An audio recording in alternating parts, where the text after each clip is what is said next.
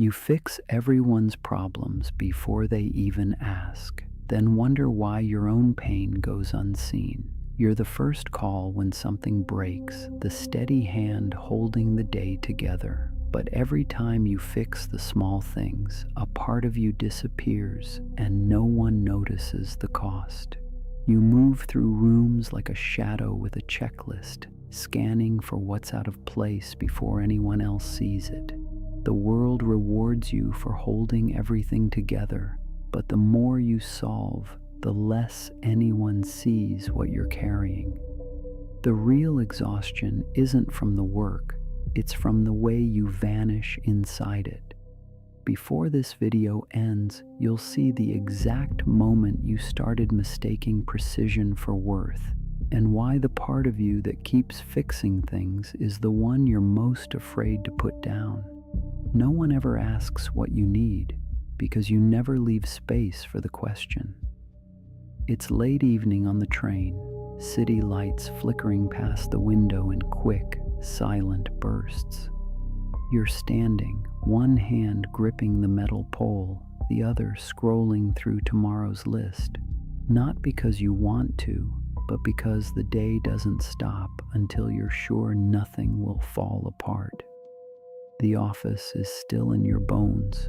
You stayed behind, alone, correcting a report that wasn't yours, smoothing out errors so quietly even your manager won't know what almost slipped through.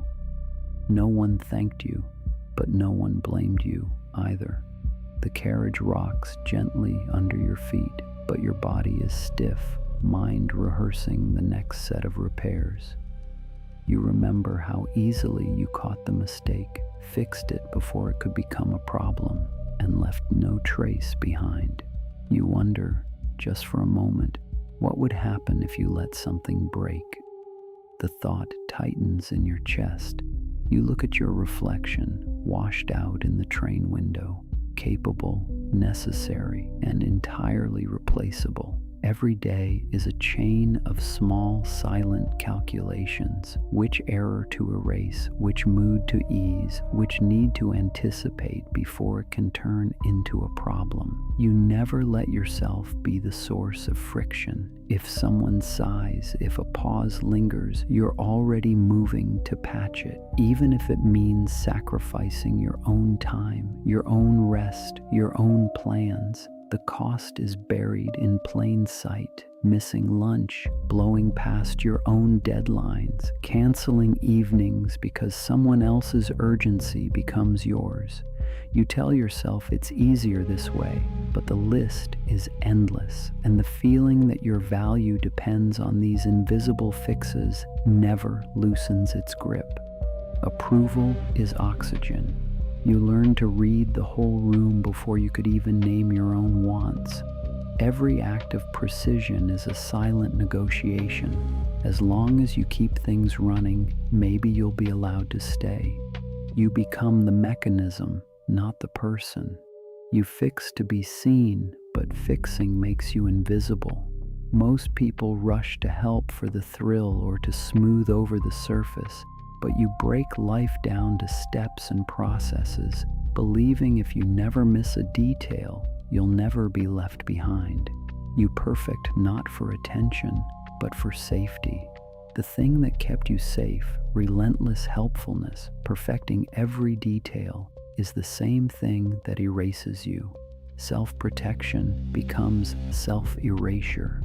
The more indispensable you become, the more replaceable you feel.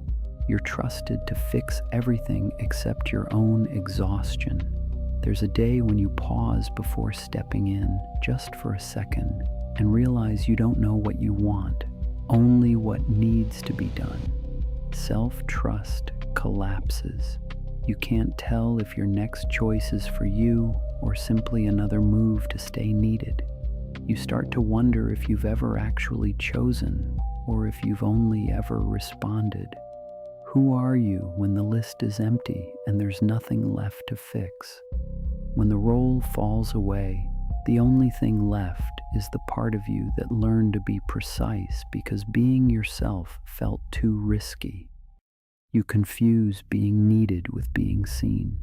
Standing alone in your apartment, phone face down on the counter, the urge to check for new problems flickers in your hands. There is nothing left to fix. The silence presses in, heavy and unbroken. Most people move through their days without ever seeing the pattern. Noticing it, even once, shifts the ground beneath you. Recognition is its own quiet resistance. You are no longer moving entirely in the dark.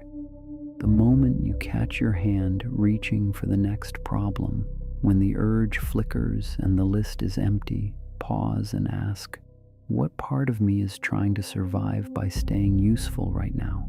No need to fix it, no need to move, just see it.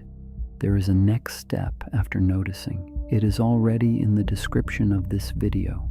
Your pattern has a name.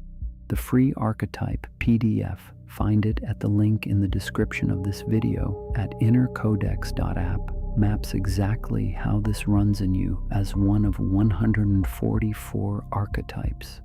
There is a 24-hour experiment inside. It will show you how you go quiet and disappear inside the role of fixer, and why no one ever checks if you're okay.